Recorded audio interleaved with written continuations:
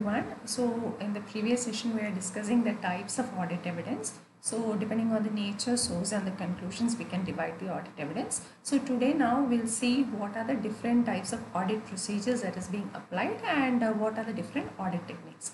So here depending on the nature source, we have three types of audit evidence, and source your internal and external, those within the within the entity and outside the entity. So examples of those within the entity are what? Within the entity, information obtained within the entity. That means what? Your sales invoices. It could be your sales invoices, your cash memos, debit credit notes. Then again what? Your goods receipt notes. All these are within the entity. So what about information obtained from the outside the entity? It could be a third party confirmations from the banks, statements. Then what? Your purchase invoices, your quotations, your confirmations, your reply to tender. So all these are information that is obtained outside the entity. So next we'll move on to what is audit procedures and what are the further audit procedures. So here audit procedures, basically these are a broad framework of how the particular audit is being handled. So once you want to arrive at conclusions, you need some audit evidence. So in order to obtain audit evidence, what you do, you perform certain audit procedures. So basically the audit procedures are broadly divided into two categories depending on the method of collection. One is what? One is your risk assessment procedures and the other one is your further audit procedures. So risk assessment procedures that is one particular wing, and further audit procedures, it is again divided into two types. One is what? One is your compliance procedures and the other is your substantive procedures. So depending on the method of collection, your audit procedures are divided into two. One is your risk assessment procedures and the other is your further audit procedures. So what are risk assessment procedures? Risk assessment procedures are those audit procedures that is performed by the auditor in order to make sure there is in order to assess the risk of material misstatement. So in order to assess the material misstatement, whatever procedures that is performed by the auditor, how? By understanding the entity and the environment. So we have a separate essay also, understanding assessment of risk by understanding the entity and its environment. So understanding what is the framework of the entity, what is the organizational structure, what business is being carried out by the entity, what is the total capital involved, what kind of investment is being made by the entity, what is the profit. So depending on or understanding the entity and the environment with which it operates, the auditor is coming to assess the risk of material misstatement. This is one kind of procedure. The second kind of procedure is some further audit procedures. This further audit procedures, we have two types. One is what? One is your compliance procedure and the other is substantive procedure. So what is compliance procedure? Compliance means, as the name indicates, you have to comply to certain procedures or processes. So the auditor here checks whether the particular entity complies with the processes, policies or any other procedures that is set by the organization. That is nothing but your controls. So compliance procedure is also called as test of controls. You are checking whether the controls are being complied, the controls are effective, controls are present, whether there is any kind of lacunae during the operation of controls. All these will be checked in the compliance procedure. So compliance procedures are those procedures which is audit procedures that is applied by the auditor to make sure to obtain a reasonable assurance what the controls are effective or controls are there for the particular entity. So this is the first kind of procedures. What is the second kind of procedure? Second kind of procedures is called as substantive procedures. What are substantive procedures? Substantive procedures are those procedures that is applied by the auditor to check whether there is a completeness, accuracy and validity of the data obtained within the entity. So when I am obtaining some kind of audit evidence, say I am obtaining information within the entity. So what I should be very sure? I should be sure that whatever information I obtain within the entity is reliable. The source obtained from the source, that is reliable and consistent. So in order to check whether the particular source of data is reliable, I need to make sure that whatever data that is being produced by the entity is complete. It is accurate and it is also valid. So these three things I have to check: completeness, validity and accuracy. So in order to check whether the data produced by the entity is complete, accurate and valid, I perform certain kind of procedures. That is called as substantive procedures. So in order to check all these things, what can I do it just like that? No, it has to be a detailed testing. So this is also called as test of details. Substantive procedures is also called as test of details. This substantive procedures, there are again two parts. Two parts in the sense, one is your test of details and also your substantive analytical procedures. Substantive analytical procedures, we have already covered what are analytical procedures, what are the different kinds of analytical procedures. Your trend analysis, your ratio analysis, your reasonableness test, all these constitutes your analytical procedure. So substantive procedures are two types. One is your test of details, one is your substantive analytical procedures. Whereas compliance procedures is also called as test of controls. So what is the main purpose of compliance procedure? Main purpose is to make sure or obtain a reasonable assurance that the controls are in place. So here we are testing or we are checking three things. One is what? Whether controls are present. First thing is that particular controls are there in that particular entity, whether controls are present. Secondly, whether the controls are effective. It is not just the controls are present makes a difference. It has to be effective also, right? So whether controls are effective. Effective in the sense what? Whether it is designed, implemented and maintained properly. And thirdly, whether there is any kind of break or any kind of lacuna in the operation of such controls. It is not just that there is a control, it is effective, but at certain times only it is working, other times it is not there. So then it doesn't make a difference. It doesn't actually make a difference on whether the controls is there or not, right? So that is the third thing I have to check, whether the controls are effective. So all the three things, controls are present, controls are effective, that is designed, implemented and maintained properly, and whether their controls are operating effectively without any breakage or without any kind of a lacuna. So these three constitutes, and in the even during when the controls are implemented, say for example, whether the transactions are properly authorized, whether all the transactions are being covered or everything is entered into your books of accounts, whether the whatever transactions that is being whatever is authorized, whether there is a proper procedure that is being followed by the entity. So all these things will constitute your compliance procedure. It is all whether there is proper segregation of duties that is maintained. So all these things will be again covered. Now your substantive procedure will be your test of details. Test of details means what?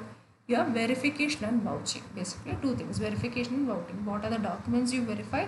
Vouching of sales, purchases. So both these things constitute your substantive procedures. Verification, vouching and your substantive analytical procedures, and the other one is a test of controls. Now once there is a segregation of compliance procedure and substantive procedure. Now I use a variety of audit techniques. To what? To obtain the audit evidence. So applying these procedures, different kinds of procedures or maybe analytical procedures, I obtain what is called as the audit evidence. So now see what are the different audit techniques. First audit technique is inspection. So there are around 7 audit techniques. One is inspection, second is inquiry, third is observation, the next is your recalculation, reperformance, analytical procedures, then external confirmation. We'll see one by one what each means. What is inspection? Inspection, as the name indicates, it is what you are examining the records or the documents or the registers. So entities, records, documents, other registers, books of accounts, everything you are inspecting. So what is the kind of assurance that you get out of this inspection? That is the next thing. So here you get insight into what? The ownership and what is the value of assets. Say for example, I am going and inspecting the fixed asset. I want to see whether the fixed asset register is being maintained by the company, and I also want to verify whether whatever fixed asset that is being entered into the register actually exists. So what I'll do, I'll go check the fixed asset register, check what are the entries made in there, whether all the fixed assets that is being purchased during the current year are being entered, proper depreciation has been provided, is there any kind of sale of fixed assets, any kind of disposal of fixed asset, all these things I'll be checking in the fixed asset register. Now, as per the register, as per the records, these many fixed assets are there, and this is also reflecting in your books of accounts. Now, I need to see whether the fixed assets actually belong to the entity. I need to obtain the documents to state that these particular fixed assets are, the particular entity is the owner of such fixed asset. It is not mortgage, it is still in the name of the company has claims to that. And again, whether it actually exists, maybe it might be they might be the owner, but whether it exists or not, so I have to go and physically verify that. So all these constitute your inspection, examining the records, your documents, your registers, ascertaining whether the ownership or the value of that particular asset, physical verification, all these constitute your inspection. This is one of the audit techniques to obtain audit evidence. Next is what? Inquiry. Inquiry is what? I not directly inspecting, I am seeking information from some knowledgeable persons within the entity, or maybe it could be outside the entity also. So within the entity, the management staff, or maybe the accountants or the finance manager, I am asking certain, I am obtaining certain information, and depending on that information, I am collaborating my audit evidence. Sometimes it might not be within the organization, it might be sometimes from outside the organization also. I am asking a third party, I am asking a debtors, creditors, I am obtaining bank statements, I am obtaining obtaining information from the legal counsel, it could be anything.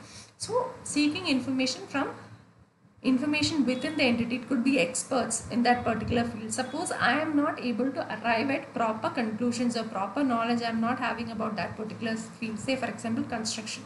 So I am hiring an expert and asking them to analyze and obtaining information from him. So it could be seeking information from any knowledgeable persons, either within the entity or outside the entity. It could be both financial and non-financial. I can even obtain non-financial information and also analyze the situation, and then depending on my judgment I can come or arrive at conclusions. So inquiry is seeking information from knowledgeable persons within the entity or outside the entity. It could be both financial or non-financial, and it could be either in the form of oral queries or maybe a written response. Written could be in the written format also. So my audit evidence or my judgment will be based on what kind of judgment, or depending on the response to these inquiries, I can collaborate all these responses and then arrive at my audit evidence. So this is about inquiry. Third one is observation. Observation is what? I'm not asking or inspecting, I'm just observing how a particular process is being performed by others. I'm observing how the control or how the observation of a particular control performance. Say for example, inventory counting. I am not actually going and physically counting the inventory or verifying, but what I am doing is I am just observing one of the management personnel performing the inventory count.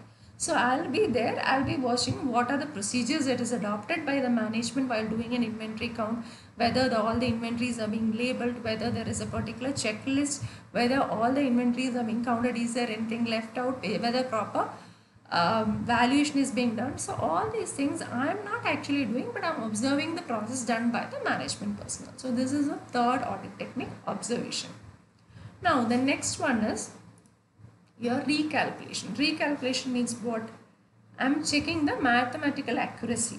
I am checking the mathematical accuracy of that particular transaction. So maybe I can even recalculate. I am doing whether whatever, maybe each page wise totals I am again checking. Manually I am again checking whether the page wise totals, whether carry forward is correct, last year's balances are properly brought forward to the current year. So all this constitutes your recalculation, checking the mathematical accuracy of that. Interest calculations, whether correct depreciation is being provided, whether the interest calculation is being provided correctly as per the rate prescribed by the bank. So all these things constitutes your recalculation. Next is what? Next is the re-performance. Re-performance means what? Already once the things has been performed by the management. So independently it has been carried out by the management. But in order to make sure that whatever things that is being performed by the management is correct and I can rely on the information, I again do or carry out an independent examination of the procedures that is already or originally carried out by the management. So independent examination of the procedures or controls that is originally or previously performed by the management. This constitutes a re-performance. Out of all the audit techniques, the most reliable information or the most effective one is re-performance, because I am not leaving any gap open or any loopholes. I am physically checking each and everything that was already done by the management. to make sure that it is being done in the correct way. But this is the most time consuming part also, because all the things whatever they have done, it is again a repetition I have to do. So it is the most time consuming, but it is the most effective method. This gives a reliable evidence also. This is the most effective one, reperformance, but again it is the most time consuming one. So within the limited time, within the limited resources, this is actually not a very advisable one unless the transactions are very limited. Say for example 20 30 to 20 transactions, 30 to 50 transactions are there, then it is fine. Say you have thousands of transactions, this is not a very advisable one, but it is a very effective methodology. Next is what? Analytical procedure. Analytical procedure, as we discussed in the previous chapter, you are analyzing the financial information. Say what is the sales, what is the profit, what is the expenses, whether there is any kind of unwanted expenses, why there is an increase in the expenses in this quarter compared to the previous quarter, why there is a huge increase in the turnover for the current year. So all these things you are analyzing, whether the particular current, what is the current ratio of the company, whether the company will be able to pay off the debts, whether the interest coverage. So all these things will be covered in the analytical procedure part. So I am analyzing some concept, some financial information by obtaining a relationship between the financial and non-financial data. So say for example the ratio analysis or trend analysis or profit per square feet or total sales to the total number of employees, total employees and the total pay amount, payroll. So payroll cost. So total, there is one is financial information, one is non-financial, total number of employees and the total amount being paid to these employees, total payroll cost. So I am comparing both this financial and non-financial information to analyze some kind of financial information. Say I want to analyze the total salaries that is being paid to the particular employees in a particular quarter. I am analyzing the total number of employees, how many employees have newly joined, how many have been resigned, how many have retired, and the total payroll cost. So that is what is the total amount that is being paid, any bonus has been paid, any kind of appraisal, and then I arrive or analyze the salary, why the total salary that is given is higher in this quarter compared to the previous quarter or previous year. So here I am analyzing some kind of a financial information by obtaining what? Some kind of relation, possible relation between financial and non-financial data. So this is another kind of analytical procedure. And the last one is what? External confirmation. External confirmation is what? I am obtaining a direct written response from a third party. So from a third party I am obtaining a response. That is, I am either asking the debtors or creditors or banks or legal counsel or those people who are having some rights of property. So all these third parties I am asking whether whatever those that is reflected in the books of accounts is true. I'm getting a confirmation from them. So this is again one of the most reliable audit evidence that is obtained. That is because since it is obtained from an independent source that is outside the entity. So even though if your internal controls are very effective, then fine. Yes, this is the most reliable.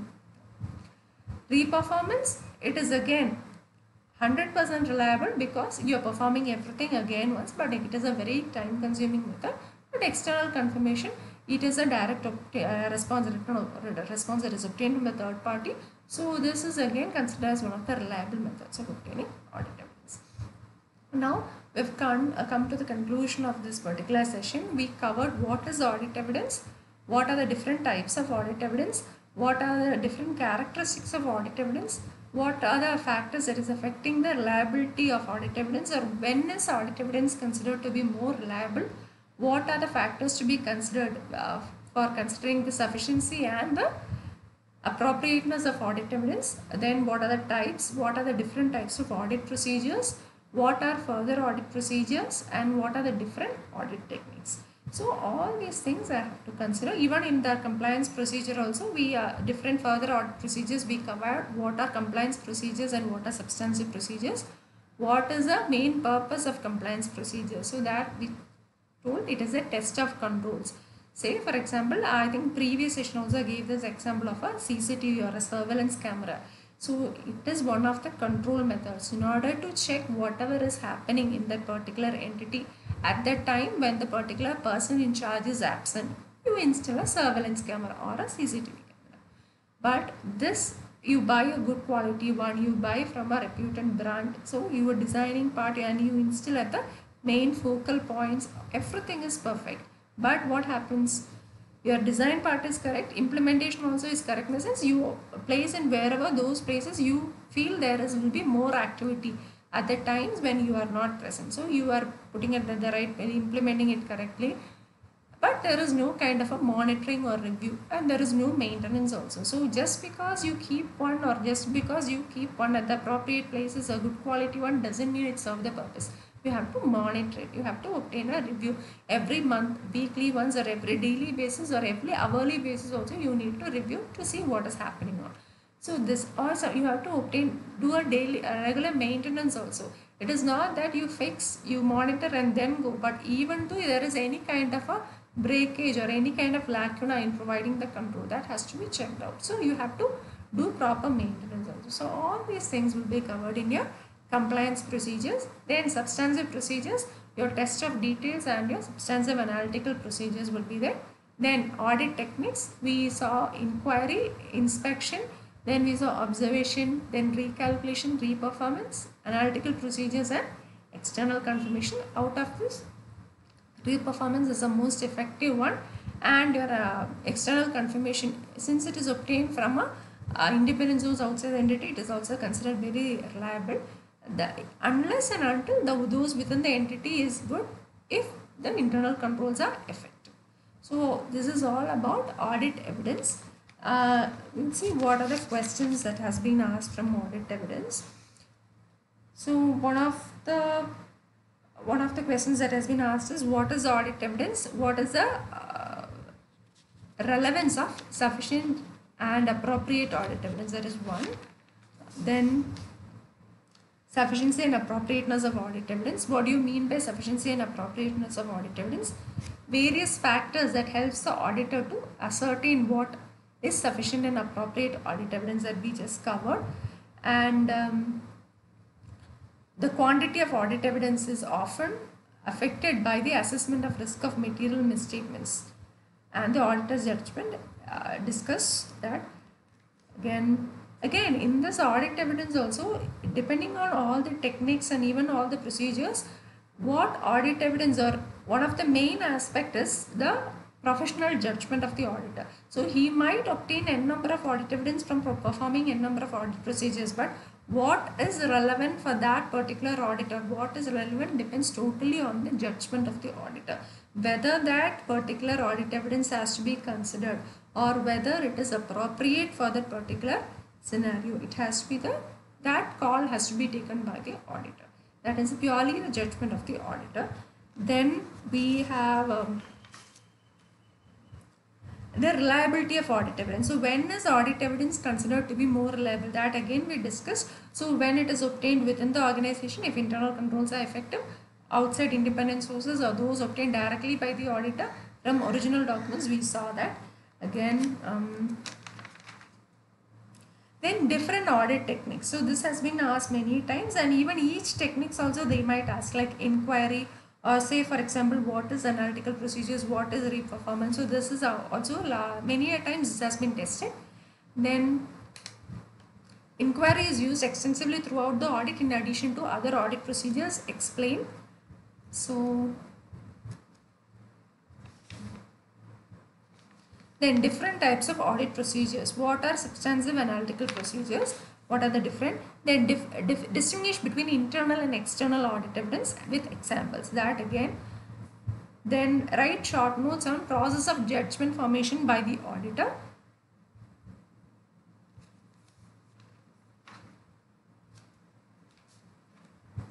Then what are the factors to be considered to verify the validity of any particular transaction?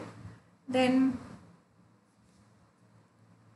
evaluating the response to inquiries are integral part of the inquiry process. Discuss.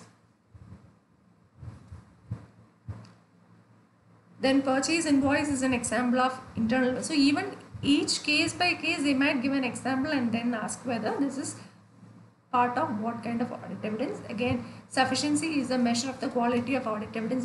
So all these, whatever we have covered, again, all these things are being tested in the examination. So this is a few of the questions that has already appeared in either the MTP, RTP or the previous year question papers. So I think this is all about audit evidence. So next session we will see about risk assessment and controls, and also about audit sampling. So in the few coming sessions, we'll see what is audit sampling, risk assessment and control. Thank you.